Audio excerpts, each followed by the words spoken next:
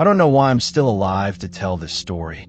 I live in a small town where everything falls silent after 10 p.m. The streets become deserted, not a soul in sight.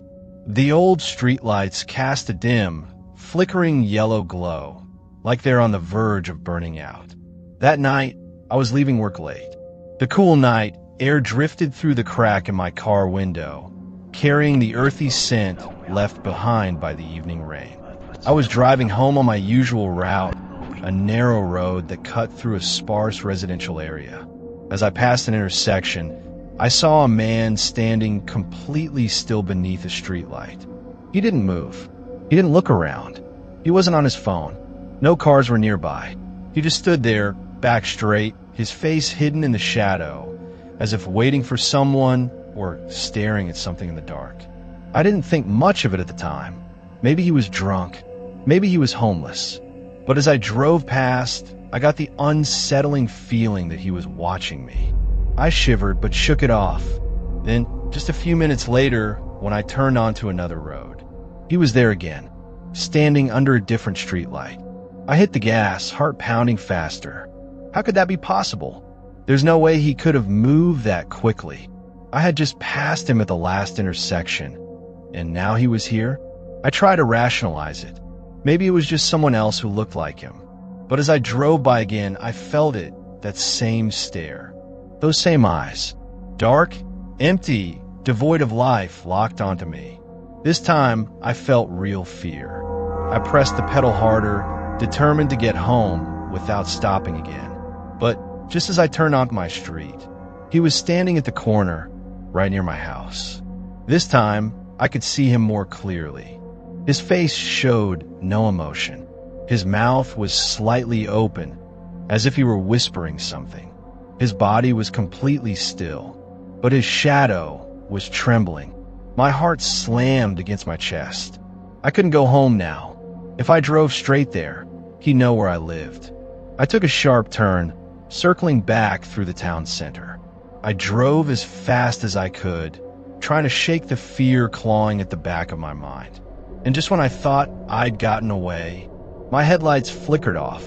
The engine died in the middle of an empty road. Panic set in. I flicked the lights back on, and there he was, right in front of my car. This time, he wasn't just standing still. He started walking toward me, slowly, deliberately. I turned the key, trying to restart the car. Nothing. I reached for my phone, but the screen flashed. No signal. I looked up. He was closer now. I could see his eyes. There were no whites in them. Just deep, endless black like bottomless pits. I panicked.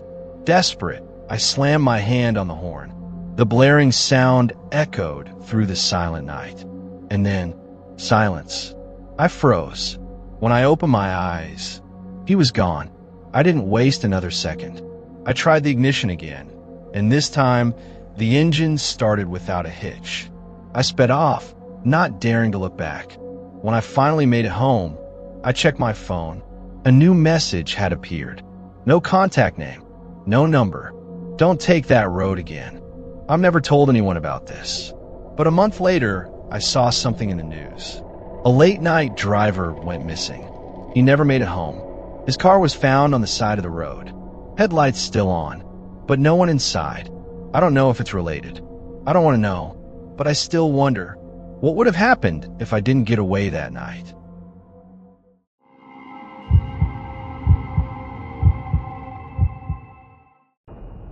Have you ever heard knocking at your door, but when you opened it, no one was there? I had just moved to a small town far from the city.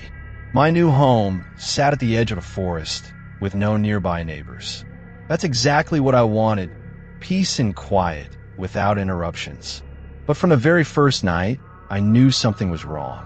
Around midnight, while I was lying in bed, I heard a soft knock at the front door. Knock, knock, knock. Not loud, not hurried. Just gentle, slow tapping, like someone was checking if I was home. I hesitated, but then figured it might be a neighbor coming to say hello. I turned on the porch light and opened the door. No one was there. Just darkness. The forest stretched out ahead of me, silent and still. The nearest streetlight was far down the road, leaving the area in a deep, impenetrable shadow. I closed the door, trying not to overthink it. But then, it happened again the next night, and the next. Every night, at exactly 2:33 a.m., the knocking returned. After a week, it wasn't just the knocking anymore. Sometimes, I heard slow footsteps across the front porch. Other times, I felt like someone was standing outside my bedroom window. The darkness outside the glass would move ever so slightly, like something was shifting just beyond sight. One night, I decided to stay up and check the peephole. There was a man standing there, but not in a normal way. He was facing away from the door, perfectly still. My heart raced. I didn't dare open it. I slowly backed away, and then he tilted his head slightly toward the peephole, as if he knew I was watching. I gasped and fell to the floor, my pulse racing. I didn't open the door. I didn't move. I just sat there, frozen, holding my breath. A few minutes later, I heard footsteps slowly fading into the night. I didn't sleep at all. The next morning, I installed a security camera above the door. That night, the knocking came again. I grabbed my phone and opened the camera app. No one was there, but the door was gently shaking like someone was touching it. I picked up the phone to call the police, but before I could dial, an unknown call appeared on the screen. I hesitated, but answered. A voice whispered, "Don't open the door." I froze. Was someone warning me? I frantically switched back to the camera app, and this time I saw it. A shadowy figure at the bottom of the stairs. It didn't move.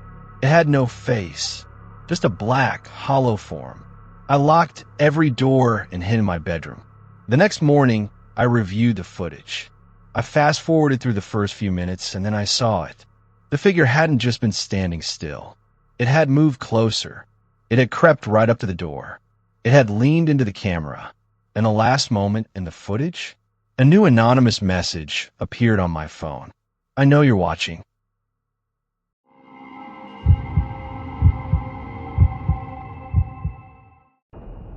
I used to think strange things only happened in movies or Reddit stories.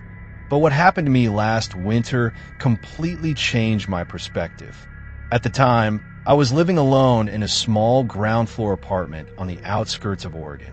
It was an old place, but cozy enough for someone like me.